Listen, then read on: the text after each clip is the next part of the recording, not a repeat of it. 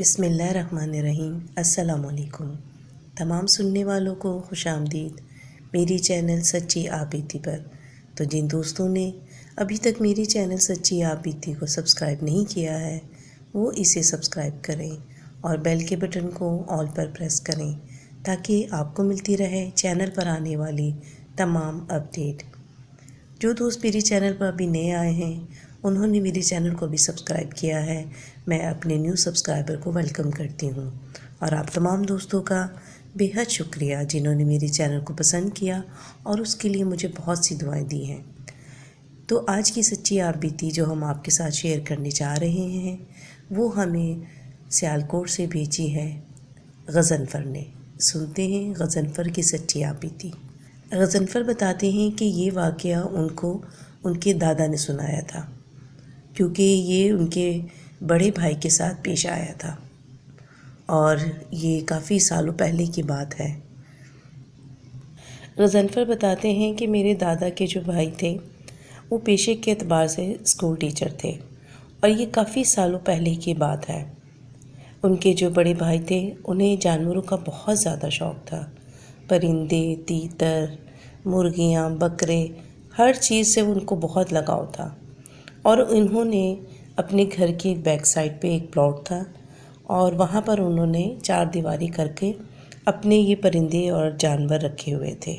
یہ پلاٹ ان کے گھر کے بالکل بیک سائڈ پہ ہی تھا، تو ان کے دادا کے جو بھائی تھے جن کا نام ابو بکر تھا، وہ اپنے پرندوں سے، اپنے جانوروں سے بے حد پیار کرتے تھے، اور اپنا زیادہ ٹائم جو تھا وہ اپنے پرندوں کے ساتھ اور اپنے جانوروں کے ساتھ گزارتے تھے۔ وہ جب اپنے اسکول سے واپس آتے، اپنا کھانا وانا کھا کے شام میں وہ اپنے پرندوں کے پاس بیٹھ جایا کرتے تھے۔ یہ جو پلاٹ تھا وہاں انہوں نے چار دیواری کی ہوئی تھی اور ایک دروازہ لگا کر اس کو کور کیا ہوا تھا۔ دروازہ چونکہ پرانا تھا اور تھوڑی سی جگہوں سے ٹوٹا ہوا تھا، تو کبھی کوئی جانور اندر آ جایا کرتا تھا۔ اپنے جانوروں کے ساتھ ٹائم گزارنا انہیں بہت اچھا لگتا تھا۔ اب دن ایسے تھے کہ ان کے تیتر نے کافی سارے انڈے دیے ہوئے تھے، اور انڈے سے بچے نکل رہے تھے، اور وہ ان کا بہت زیادہ خیال رکھتے تھے۔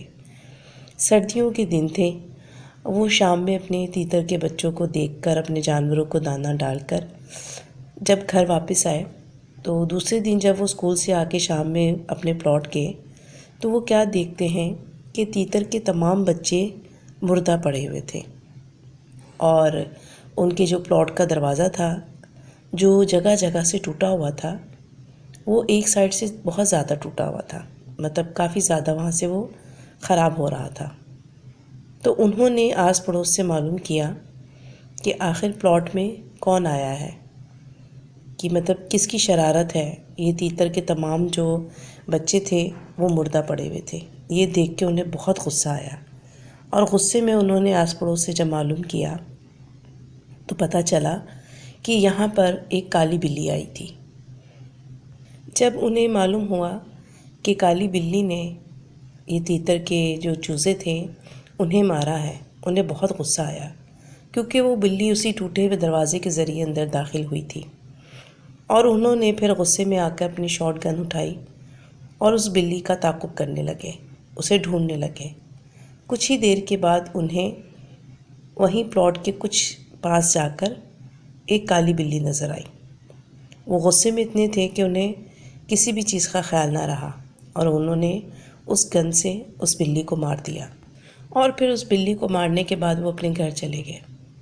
پھر کچھ عرصے کے بعد ہی ان کے ساتھ عجیب و غریب واقعات رونما ہونا شروع ہوئے۔ جب ان کے بچے جو تھے اس ٹائم ان کا ایک بیٹا تھا، اور وہ بھی میرے خیال سے 4 سے 6 ماہ کا تھا، کہ اچانک وہ بچہ ان کا فوت ہو گیا، اور پھر ان کے گھر میں ان کے ساتھ کبھی کوئی کسی چیز کا نظر آنا، کبھی کوئی چیزیں گم ہو جانا، کبھی سامان ادھر سے ادھر۔ انہوں نے اس چیز پہ زیادہ توجہ نہیں دی، اور پھر جیسے ہی ان کے کوئی بچے پیدا ہوتے ساتھ ہی وہ بچہ جو تھا وہ مر جاتا۔ پھر کچھ عرصے کے بعد ان کی جو بیگم صاحبہ تھیں ان کا بھی انتقال ہو گیا، پھر کچھ عرصے کے بعد انہوں نے ایک اور شادی کی، اس میں سے بھی جو بچہ پیدا ہوا اس کا بھی انتقال ہو گیا، اور پھر کچھ عرصے کے بعد ان کی وائف کی بھی۔ اسی طرح انہوں نے 2 شادیاں اور کی، اور دونوں شادیاں ان کی ناکام رہیں، مطلب کہ ان کی بیگم فوت ہو گئی۔ ان کے ساتھ اس طرح کے واقعات کا سلسلہ اب شروع ہی ہو چکا تھا۔ کبھی کچھ ہو جاتا، کبھی سامان غائب ہو جاتا، کبھی ان کے پرندے اپنے آپ ہی مر جاتے۔ اسی طرح ان کے جب تمام پرندے فوت ہو گئے اور جانور مر گئے تو انہوں نے اس چیز سے بھی اپنے آپ کو علیحدہ کر لیا۔ اب وہ پرندوں کے پاس نہیں جاتے تھے، نہ ان کو پالا کرتے تھے، کیونکہ ان کا دل جو تھا وہ اس چیز سے اٹھ چکا تھا۔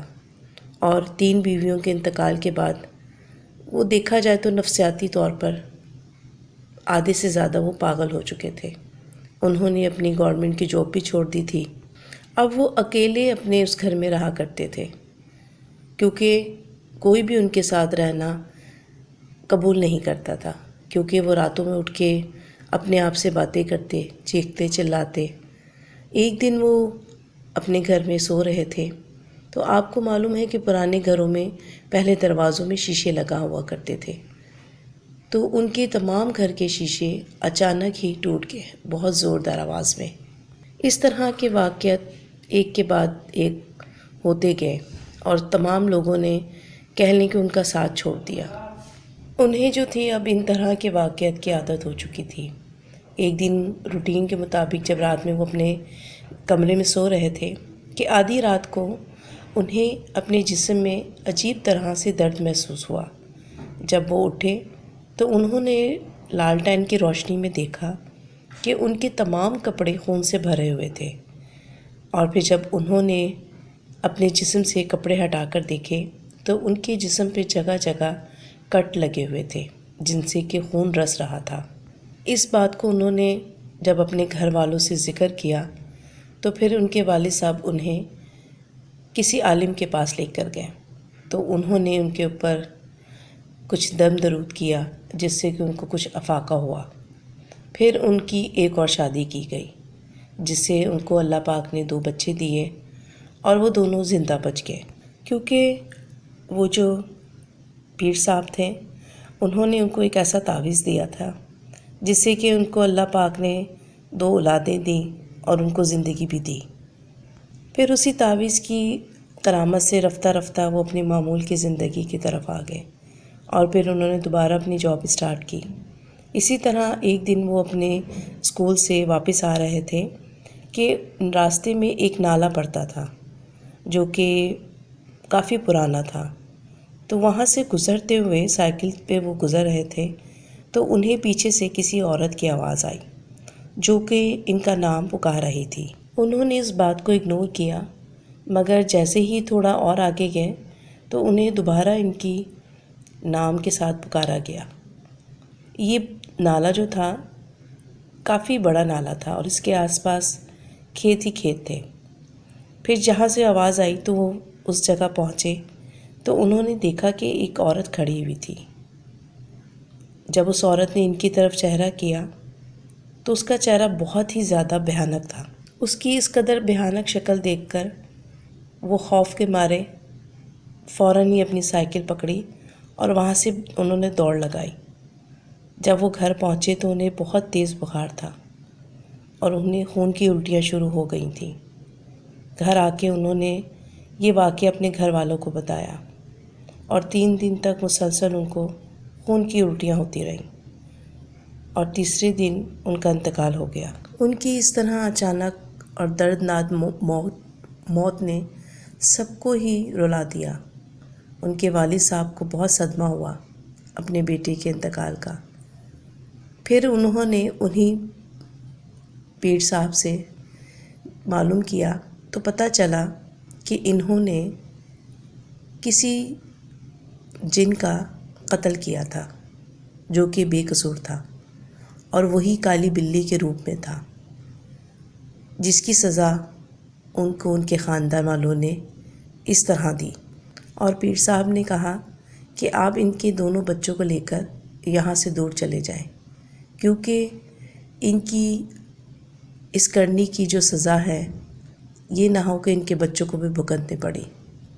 تو اس لیے ان کے دادا جان اپنے دونوں پوتا پوتی کو لے کر وہاں سے دور آ گئے.